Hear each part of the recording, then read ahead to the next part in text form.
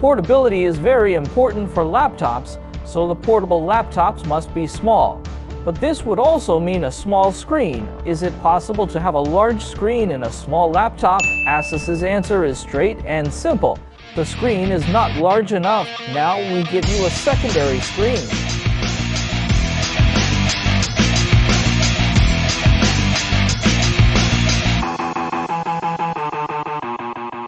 This is newly released ASUS Zenbook Pro 14 Duo OLED.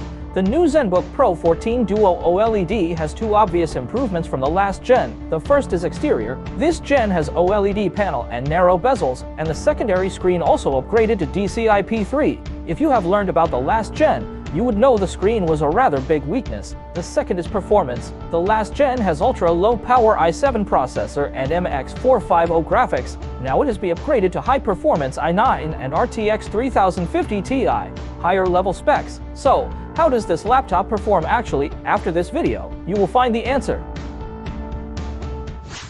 Let's start with exterior. On the lid, the ASUS logo has been replaced by a big A. The lid is still decorated with concentric circles. When you open it, you'll see that the hinge is totally different. In the last gen, the body will be elevated with the secondary screen, so the hot outlet air will blow to the bottom of the main screen, which may accelerate the screen's aging. This gen combines the hinge and the secondary screen. When you open it, the connecting rod will drive the side supporting rod to raise the secondary screen.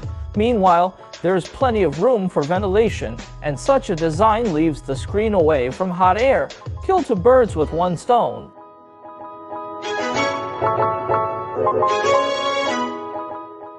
After I open it, my first thought is that the screen-to-body ratio got higher. Both the main and the secondary screen have narrow bezels. As part of the main screen's bottom bezel is blocked by the secondary screen. The visual trick makes it look like that the two screens are jointed together, as if the double chin is edited. In addition to the wide color gamut, it makes a tremendous visual impact. In terms of the keyboard, even though the body got smaller, the large size keycaps are still retained. Good job, but if you will type for a long time, I suggest you at a palm rest, or else it's going to be a struggle for your dangling wrist. The touchpad is on the right of the keyboard. If this is your first time to use such a model, you will need some time to adapt to this design. Then let's look at ports. Left, one 3.5mm combo jack. Right, one USB 3.2 Gen 2 Type A and two Thunderbolt 4, supporting video output and 100W PD charging. Back, power port, HDMI 2.1 and micro SD Express 7.0 reader. The SD card reader can reach to 985 megabytes per second. There's only one Type A, so you may need in dock. The height is 17.9 - 20 mm. Weight, 1.77 kilogram. Pretty thick and heavy. Besides, the 180W adapter weighs 580 grams. It's by no means portable among all-round laptop of the same size. Now let's move on to the specs. Intel i9-12900H65W NVIDIA RTX 3050 Ti 32GB soldered RAM, 1TB Samsung PM901 SSD, main screen, one 4.5-inch 2880x1800 10OP3, 120Hz OLED, secondary screen, one 2.7-inch 2880x864 10OP3 120Hz IPS panel. As for the price, this is the top version 14-inch model, priced at about $2,099. 1T storage and i7 version are also available, priced at about $1,799 and $1,499.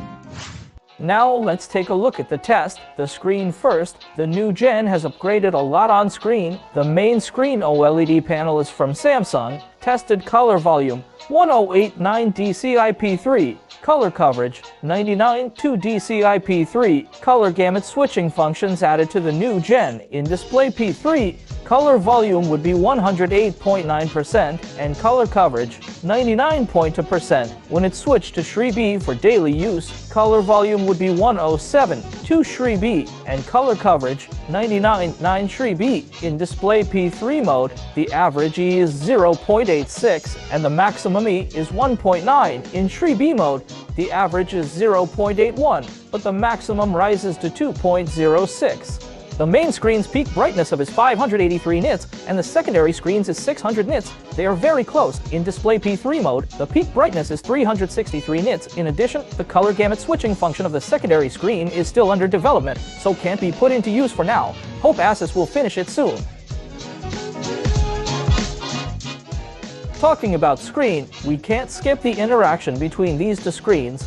These two screens have the same 2880 horizontal resolution and both support touch control.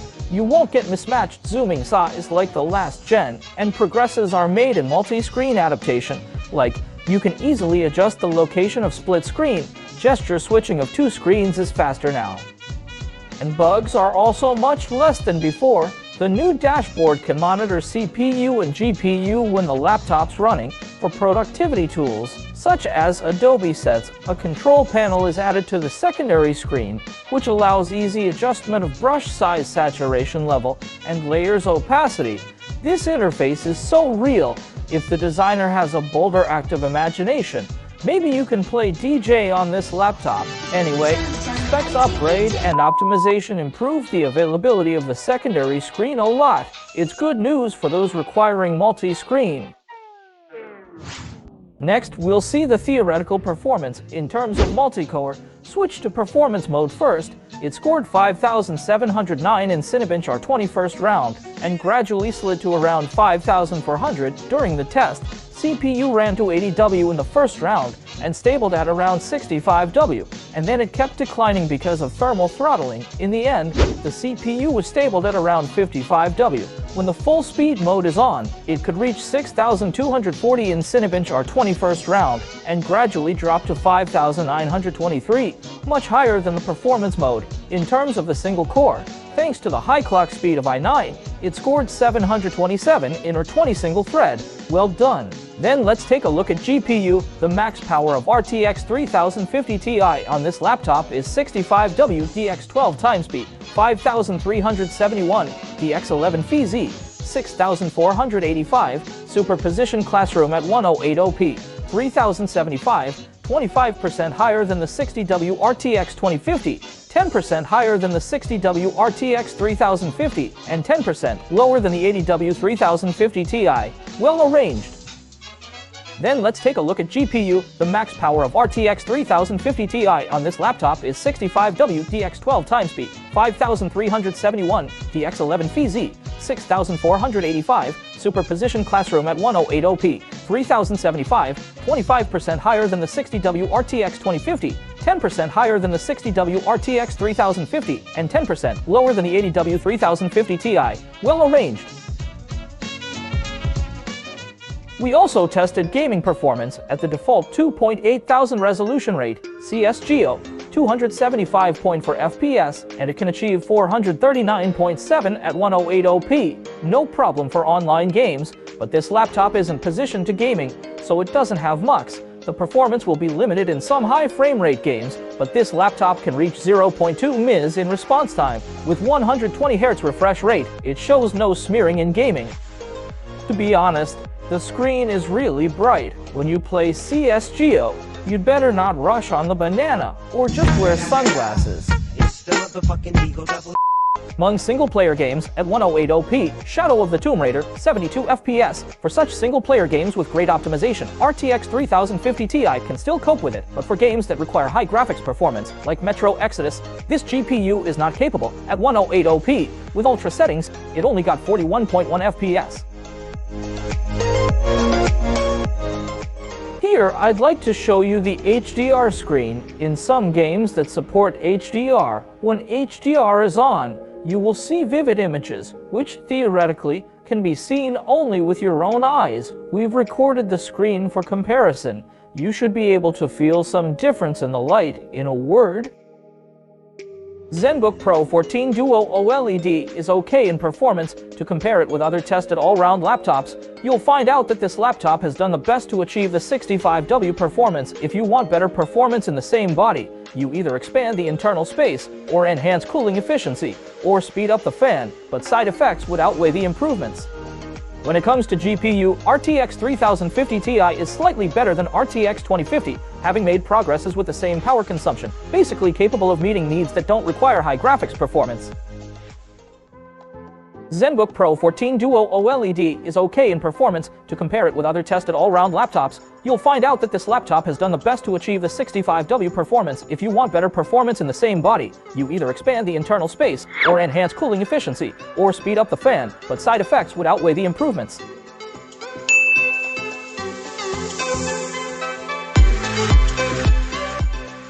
The location of SSD is out of the ordinary, above the CPU in stress test. The cache is about 110 gigabytes. The writing speed exceeds 1,500 megabytes per second without cache. It's a top-level SSD after all. The RAM is soldered and non-replaceable. Read 67,000 megabytes per second. Write 58,000 megabytes per second. Copy 67,000 megabytes per second. Latency 105.9 ns, a little high. Soldered Wi-Fi card is near the power port. Intel AX to 11D to W, supporting Wi-Fi 6E. Above is the thermal module, dual fans, and dual heat pipes. The heat pipes look thick and be blackened, better than the last gen. The air enters from the case bottom and the secondary screen's bottom, and goes out through the left side and the back. Above is the thermal module, dual fans, and dual heat pipes. The heat pipes look thick and be blackened, better than the last gen. The air enters from the case bottom and the secondary screen's bottom, and goes out through the left side and the back.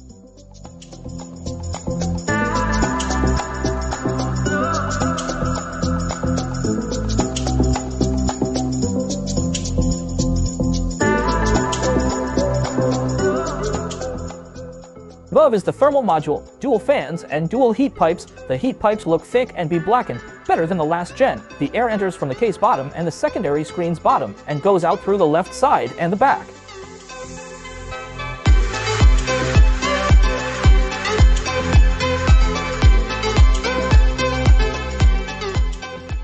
In general, Zenbook Pro 14 Duo OLED performs well among laptops of the same size. It even achieves 60W in stress test, 85W in dual stress test, which shows significant improvements whether compared with competitors or the last gen. Okay, I'm sure you've learned about this laptop so far. As usual, we list 3 pros and cons for your reference. As for pros, first, improved screen structure, avoiding hot air. The new gen redesigned the hinge of screens to joint the screens through structural components. It increases air intake and keep the keyboard and screens away from hot air, a big improvement for user experience. Second, improved screen quality. The last gen is most criticized for color gamut of the secondary screen. The main screen is 100 Shri B, while the second is 45 NISC. The gamut and brightness of 2 screens are the same in this gen, while the bezels are narrower. It also is upgraded to 2.8000 and 120 HCHA. Quite progress in user experience. Third, outstanding performance. It's mentioned that it reached a 60W in stress test and 85W in dual stress test. The noise is also well controlled, outstanding among laptops of its size, much better than the last gen. Then, we'll talk about cons. First, kind of heavy. I have mentioned lots of merits of this model, like good performance, excellent experience, etc., but the design has also brought negative impacts, and the weight is the biggest problem. This laptop weighs 1.77 kilogram, which sounds fine, less than 2 kilograms, but laptops of this size usually weigh about 1.4 kilogram, 500 grams lighter than this one, and the 180W adapter puts up an extra 500 grams, damaging portability. Second, few ports. You may need a dock. It has 2 Thunderbolt 4, seemingly great, but there's only one Type A. Considering Chinese's office habits, Type A is far more practicable than Type C, so in daily use, it's necessary to prepare a dock for it. Third, special touchpad layout. It's really an old problem for ASUS dual screen series. Since the keyboard's located lower, the location of the touchpad has to be changed as well. Most people may need quite a time to adapt to the new touchpad. For the exterior temperature, the hottest area is between secondary screen and keyboard, 42.5 C. Other parts are at 30-30 for C in average, rather cool, as the back is all metal, so it's not recommended to put it on the leg when the ambient noise is 33.7 dB. The dual stress test noise got to 45.5 dB, normal for an all-round laptop. As for the performance, it has i9 and RTX 3050 Ti. Compared with the last gen, the new gen has made progress in performance indeed. Despite that the size of the laptop still limits the performance, the specs are very ideal among laptops of its size. With popularization of the creator PC, OEM manufacturers are innovating laptops for work. The last gen has few white spots except for the dual screens. It even tends to go overboard on one or some aspects.